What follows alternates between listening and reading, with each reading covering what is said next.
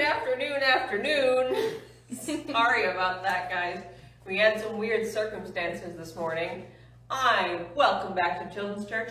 I'm so glad to have you here with me. And today we're talking about if you can't carry it, I can carry you. Or basically, we are never alone. We are never without help. And when we need help, there are people there to pick us up. So today we're talking about Moses, but not any of the stories that are probably in your illustrated Bible. This one happens in Exodus chapter 17, and it kind of gets glossed over because it's pretty short. We're only in chapter 17, verses 8 through 15, so I'm going to read them to you now, and then we're going to talk about it, okay? The Amalekites attack. At Rephidim, Amalek came and fought against Israel. Moses said to Joshua, "Select some men for us and go and fight against Amalek. Tomorrow I will stand on the hilltop with God's staff in my hand." Joshua did as Moses had told him and fought against Amalek. While Moses, Aaron, and Hur went to the top of the hill. While Moses held up his hand, Israel prevailed, but whenever he put his hand down, Amalek prevailed. When Moses' hands grew heavy, they took a stone and put it under him, and he sat down on it. Then Aaron and Hur supported his hands, one on one side and one on the other, so that his hands remained steady until the sun went down. So Joshua defeated Amalek and his army with the sword. The Lord then said to Moses, "Write this down on a scroll as a reminder and recite it to Joshua. I will completely blot out the memory of Amalek under heaven."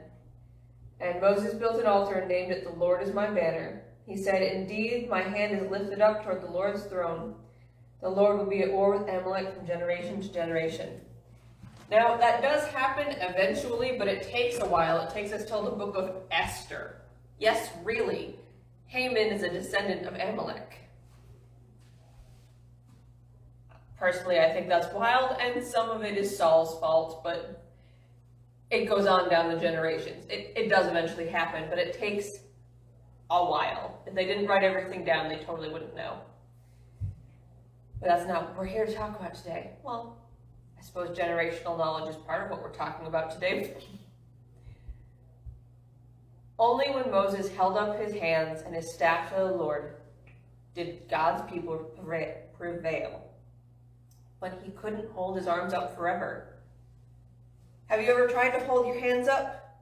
How long can you do it? Because I'm maybe 5 seconds in and I'm starting to feel a tingling on the back of my knuckles. Now maybe I'm 10 seconds in, I can start to feel, blood rushing down because that's how gravity works. How long could you do this? I think by myself, maybe I could do a couple of minutes. Sorry, I guess my arms are kind of weak. But with help, sitting down, probably for a really long time. And I think that's such an important lesson about the way God made us. Yes, God called for Moses to hold his hand up with the staff, but God didn't call him to do it alone. When Moses couldn't hold his arms up anymore, Aaron and Hur came up alongside him and held his arms up for him, and God's people prevailed. And that's how we are with each other. When one of us can't hold our arms up anymore, it's time for someone else to step in and hold them up for them. That's all I want you guys to remember for this week. Sometimes you can't carry someone's burden for them, but you can carry them or hold their arms up.